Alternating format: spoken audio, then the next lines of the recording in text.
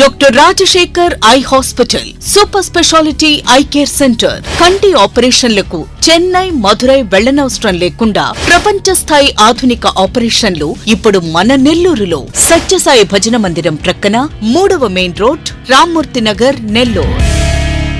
వేలాది మంది రైతుల గోడును గురించి చంద్రబాబు పట్టించుకోకుండా ఈరోజు అంతా బాగుంది, అంతా బ్రహ్మాండంగా ఉంది అని చెప్పి ఈరోజు కేంద్ర ప్రభుత్వంతో నీకు భాగస్వామ్యం ఉంది. కాటన్ కార్పొరేషన్ ఆఫ్ ఇండియాకి సంబంధించి సిసిఐకి సంబంధించినటువంటి నిబంధనల్ని ఏదైనా సరే వాటిని కాస్త సడలింపించైనా సరే రైతులను ఆదుకోవాల్సినటువంటి బాధ్యత మీ మీద ఉంటే ఈరోజు దాని గురించి మీరు పట్టించుకునేటువంటి పరిస్థితులు లేరు. ఒక పక్క రైతులు పత్తికి సంబంధించి ఎన్ని ఇబ్బందులు పడుతున్నారనేటువంటి పుంకాలకు వస్తున్నాయి. సరే, దాన్ని పక్కన పెడదాం. అరటి రైతులకు సంబంధించి ఈరోజు అరటి రైతుకు సంబంధించి మేము చెప్పడం కాదు, మీ అధికార కరపత్రిక ఈనాడు మీకు సంబంధించి బాకా ఊదేటువంటి పత్రిక, మామూలు పత్రిక కాదు. మీకు నిద్ర లేస్తే బాకా ఊదేటువంటి పత్రిక. అది చూడండి, ఆ క్లిప్పింగ్ మీరే చూడండి.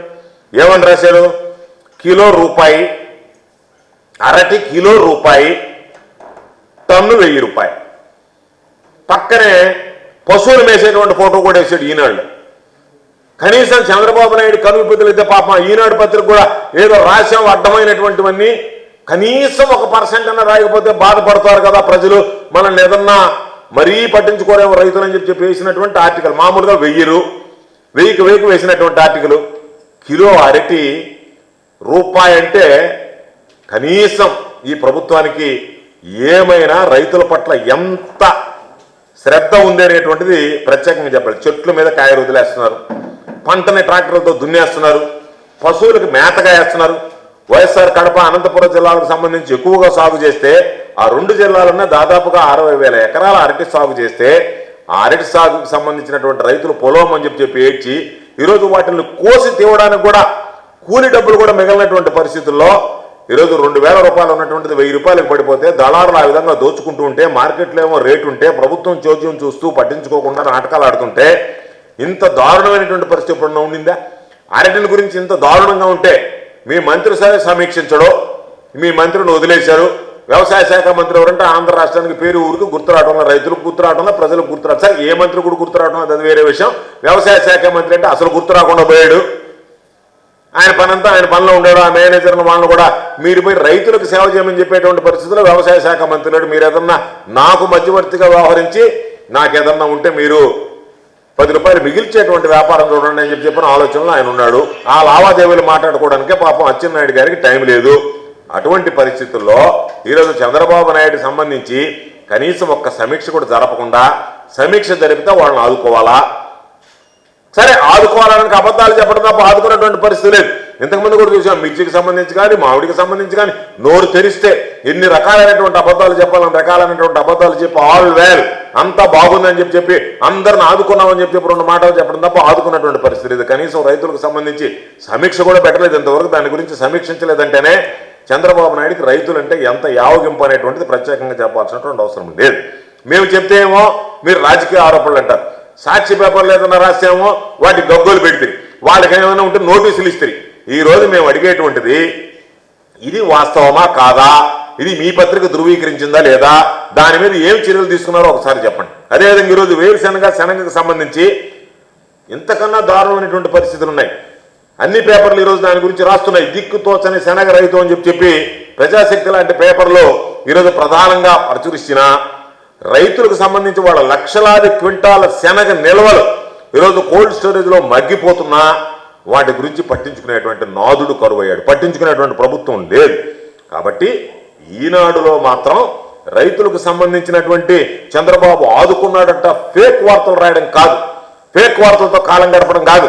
ఈరోజు రాసినటువంటి వార్త మీద ఈ ప్రభుత్వం ఏమి చర్యలు తీసుకునేది? పత్రికలు ఫేక్ ప్రభుత్వం నడిపేటువంటి పరిస్థితిలో ఈరోజు రైతులకు సంబంధించి మీరు ఏమి చర్యలు తీసుకున్నారనేటువంటి దాని మీద చెప్పలేక ఈరోజు ఏదో లేనిపోయినటువంటివన్నీ ప్రచారం చేసుకుంటూ, మొన్న ఆయన చెప్పాడు, నిజంగా ఎవడో ఒక డైలాగ్ రాసిస్తారు మామూలుగా, సినిమా ఇది ఉంటాయి టైటిల్స్, ఆ విధంగా పెట్టాడు.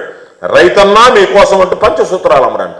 రైతులను నడ్డి విరస్తా మళ్ళీ రైతన్నా మీకోసం అని నేను పంచసూత్రాల అమలు ద్వారా రైతులకి ఎట్లాంటి మేలు చేస్తానని చెప్పి దానికి ఆయన చెప్పడం, దానికి ఈనాడు ఆంధ్రజ్యోతి పత్రికల్లో వండి వాచేసారు. ఓయమ్మ రైతులకు సంబంధించి స్వర్ణయుగం, ఇది గుప్తుల కాలం నాటిది కూడా మైమరిపించేస్తున్నాడు.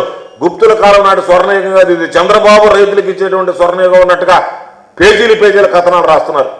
మేము అడిగేది నాయనా, నువ్వు ఇచ్చేటువంటి దానిలో ఈరోజు ఏదైతే చెప్పావో మేము పంచసూత్రాలు అనుకోవటంలే, పంచక్షోభలు అనుభవిస్తున్నారు రైతులు, వాటికి సమాధానం చెప్పి మేము అడిగినటువంటి దానికి సమాధానం చెప్తే ఆ తర్వాత నువ్వు రైతుల కోసం మీరు ఏ విధంగా చేస్తారనేటువంటిది, రైతున్నా మీకోసం అని చెప్పి కాదు, రైతులకు నువ్వు ఏమి చేసావు అనేటువంటి దాన్ని మేము అడుగుతున్నాం.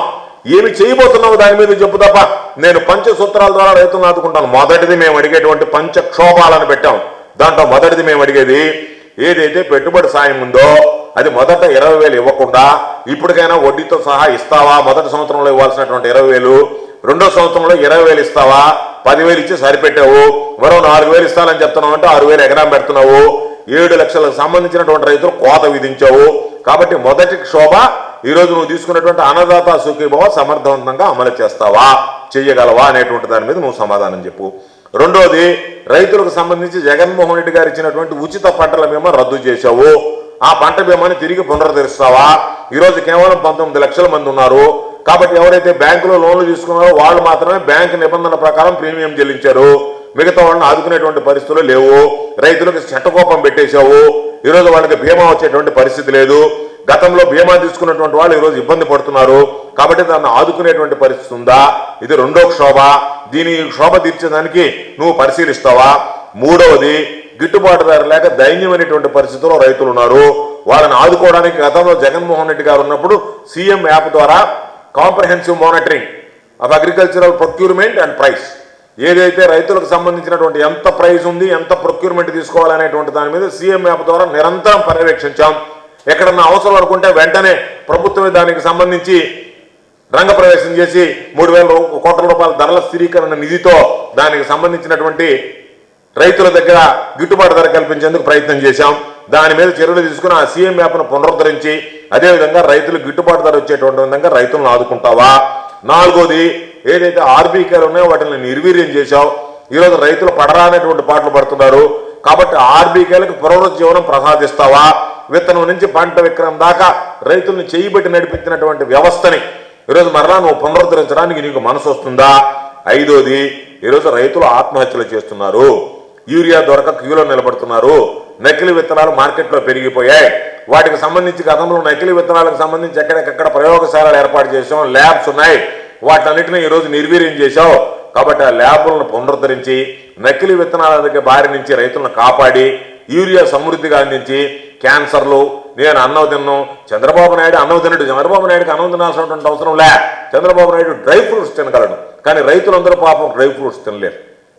కాబట్టి పేదవాడు డ్రై ఫ్రూట్స్ తినలేడు. కాబట్టి నేను అన్నం తిన్ను, నేను రైస్ తినడం మానేశాను అన్నాడు చంద్రబాబు. చంద్రబాబుకి ఆ శక్తి ఉంది, ఆ స్తోమత ఉంది.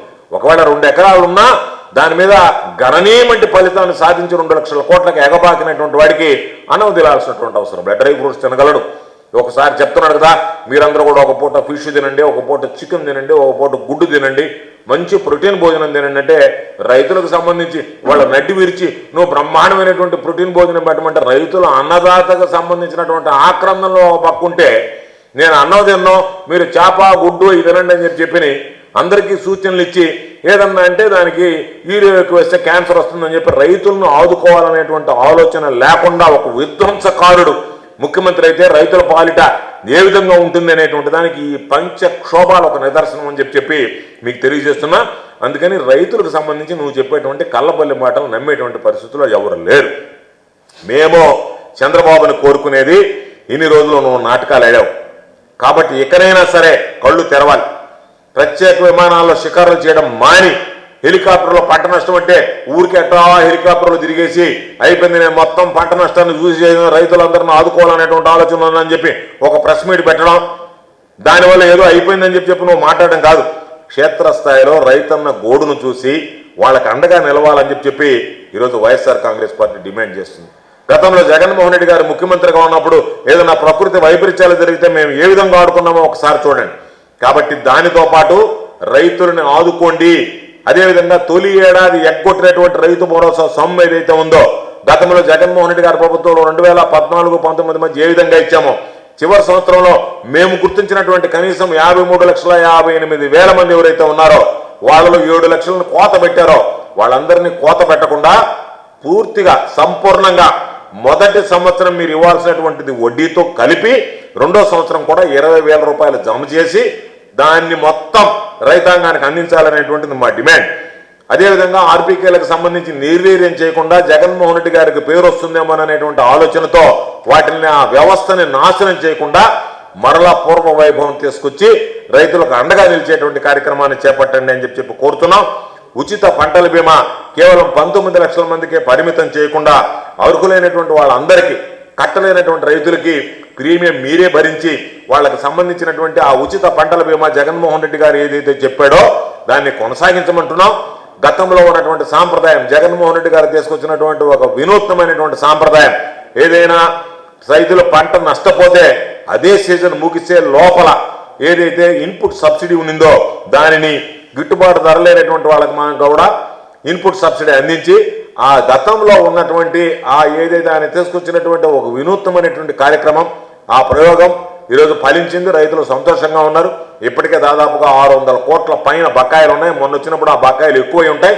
వాటిని కూడా సీజన్ ముగిసే లోపల చెల్లించేటువంటి గతంలో ఉన్నటువంటి ఆ సాంప్రదాయాన్ని కొనసాగించే విధంగా చర్యలు తీసుకోవాల్సిందిగా కోరుతున్నాం.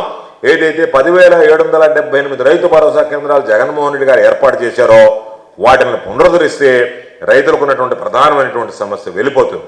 కాబట్టి మేము గర్వంగా చెప్తున్నాం, మరలా చెప్తున్నాం, మేము ఒక్కసారి ఏమి చేసామో కూడా నీకు గుర్తు చేస్తున్నాం. 53,58,000 మందికి చివరి సంవత్సరంలో ఇచ్చాం. మా హయాంలో, వైఎస్ఆర్ కాంగ్రెస్ పార్టీ హయాంలో జగన్మోహన్ రెడ్డి గారి ముఖ్యమంత్రిగా రైతులకు సంబంధించి 34,288 కోట్ల రూపాయలు రైతు భరోసా ద్వారా పెట్టుబడి సహాయం అందించాం. కాబట్టి మీలాగా మాట తప్పకుండా 34,288 కోట్ల రూపాయలు అందించాం. రైతులకు సంబంధించి పైసా భారం పడకుండా ఉచిత పంటల బీమా కార్యక్రమాన్ని ఈరోజు అమలు చేశాం. 2019-23 మధ్య ఉచిత బీమా పరిధిలోకి దాదాపుగా 54,55,000 మందికి, ఈరోజు ఉన్నటువంటి 19 లక్షల మంది కాదు, 54,55,000 మందికి 7,802 కోట్ల రూపాయలు ఉచిత పంటల బీమా కింద రైతులకు చెల్లించి రైతులను ఆదుకున్నాం. ఉచిత విద్యుత్ అమలు చేసేదానికి ఏదో మొక్కుబడిగా కరెంట్ ఇవ్వడం కాదు, ఉన్నటువంటి ఫీడర్ల సామర్థ్యాన్ని పెంచడానికి జగన్మోహన్ రెడ్డి గారి ప్రభుత్వం 1,700 కోట్ల రూపాయలు ఖర్చు చేసింది. అక్వా రైతులకు ₹1.50 ఎక్కడ ఇబ్బంది లేకుండా నాణ్యతతో కూడినటువంటి విద్యుత్ని రైతాంగానికి అందజేశాం.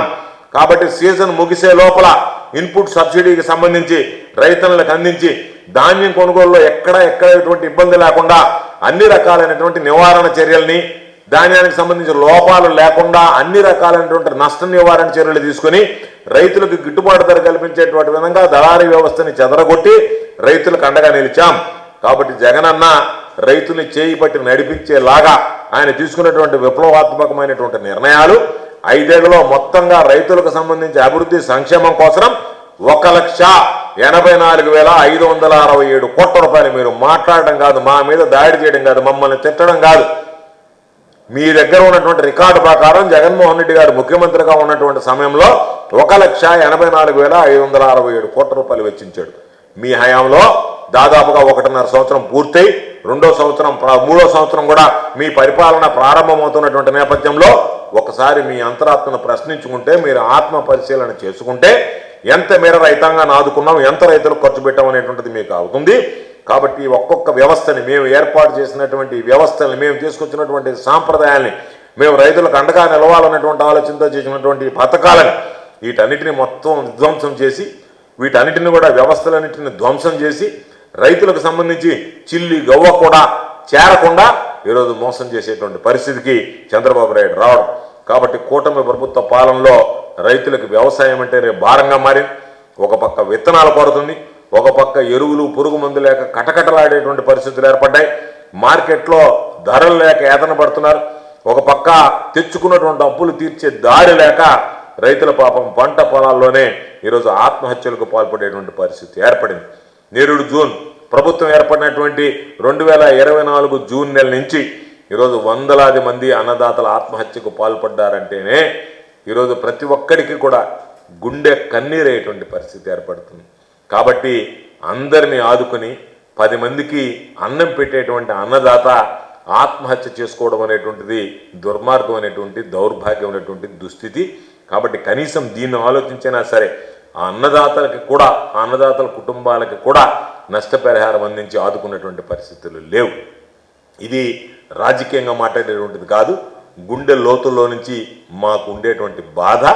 అదేవిధంగా రైతులు కానీ రైతు కుటుంబాలు కానీ దానితో పాటు ఉన్నటువంటి ప్రజలు కూడా రైతుల పండించినటువంటి పంట తినేటువంటి ప్రతి రైతు కూడా బాధపడేటువంటి దీనిని అర్థం చేసుకొని ఇప్పటికైనా మేమేదో విమర్శలు చేస్తున్నాం కాదు, మేము ప్రశ్నించేవి కానీ మేము మీకు సంధించేటువంటి ప్రశ్నలు కానీ ఈరోజు రైతులు పడుతున్నటువంటి ఇబ్బందులు వాస్తవాలని చెప్పి తెలియజేస్తూ ఇప్పటికైనా చంద్రబాబు మాయల మరాఠీ చేష్టలు మాని ప్రచార ఆర్భాటాలకు పోకుండా రైతులను ఆదుకునేటువంటి విధంగా చర్యలు చేపట్టాలని చెప్పి మేము డిమాండ్ చేస్తున్నాం.